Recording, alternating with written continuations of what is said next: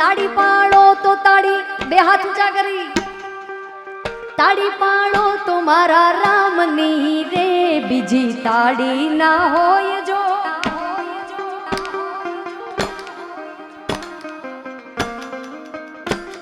કે તાળી પાડો તો સીતારામની રે, બીજી તાળી ના હોય જો.